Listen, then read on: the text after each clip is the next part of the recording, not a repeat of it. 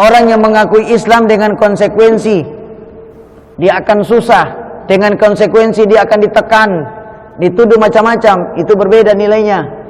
Imannya Sayyidina Abu Bakar, imannya Sayyidina Ali bin Abi Thalib, itu enggak mudah. As-sabiqunal awwalun, orang-orang yang beriman di awal masa-masa susah. Itu tidak mudah. Dengan nanti beriman ketika Islam sudah jaya, berbeda. Nah, orang-orang munafik ini mengambil instan.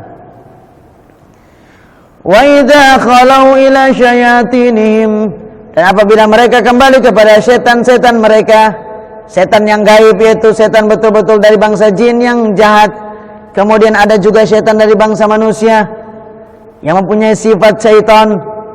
Qalu, apabila mereka kembali kepada setan-setan mereka, qalu, mereka mengatakan, inna ma'akum, sesungguhnya kami bersama kamu sekalian, kami juga orang-orang kafir sama dengan kalian. Jadi kepada orang kafir mereka katakan mereka orang kafir, datang kepada orang beriman mereka mengatakan mereka orang beriman. Innama, sesungguhnya hanyalah nahnu kami mustahziun, kami datang kepada orang beriman itu cuma mengolok-olok mereka saja. Jadi ketika mereka datang kepada orang-orang kafir, datang kepada setan mereka ngaku kami ke sana itu cuma main-main aja. Tapi kamu ke sana? Oh enggak, saya pura-pura. Nah, gitu modelnya itu. Jadi orang munafik ini tidak bisa dipegang. Omongannya berubah-ubah. Allah yastahzi'u bihim, membalas perolok-olokan mereka. Mereka yang mengolok-olok umat Islam itu akan dibalas olok-olok oleh Allah. Nanti tunggu saja, semua ada masanya.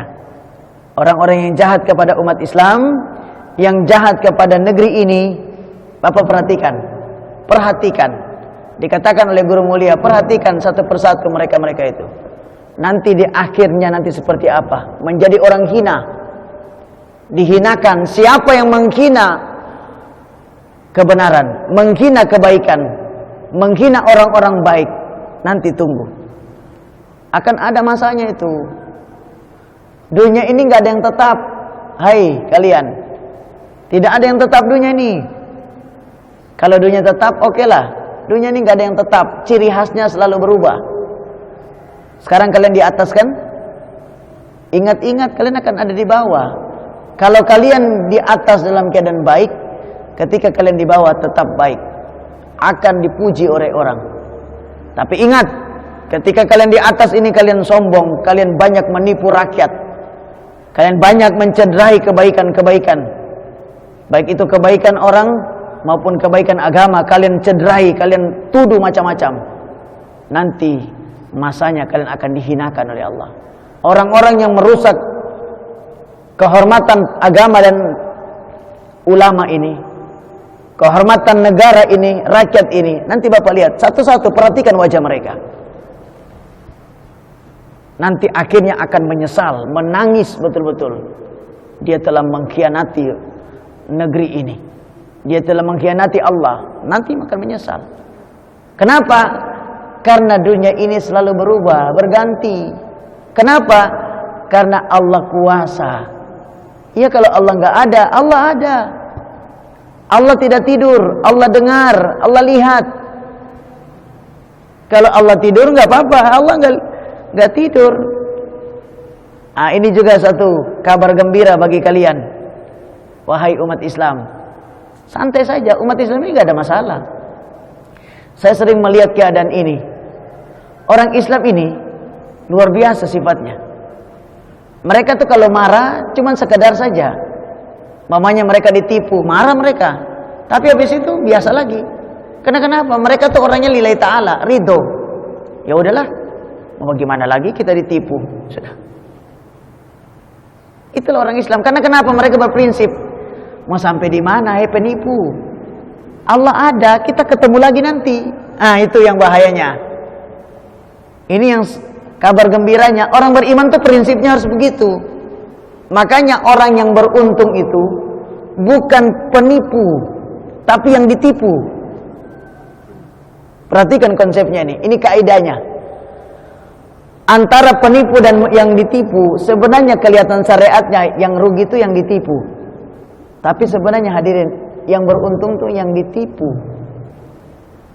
Yang menipu tuh nggak untung. Pencuri itu lo nggak pernah untung.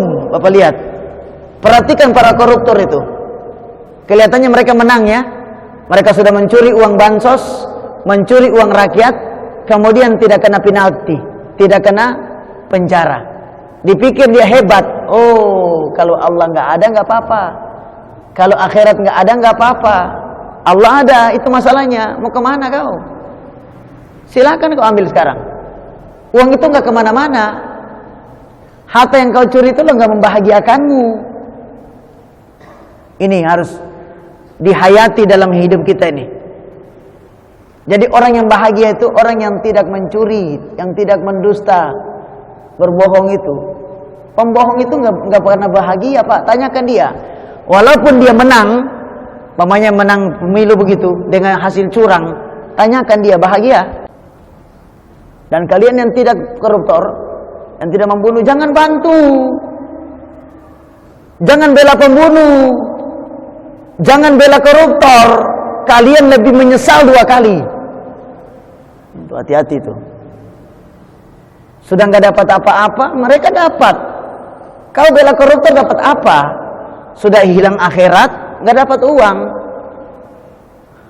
Pakai logika yang sehat, logika iman, pakai itu.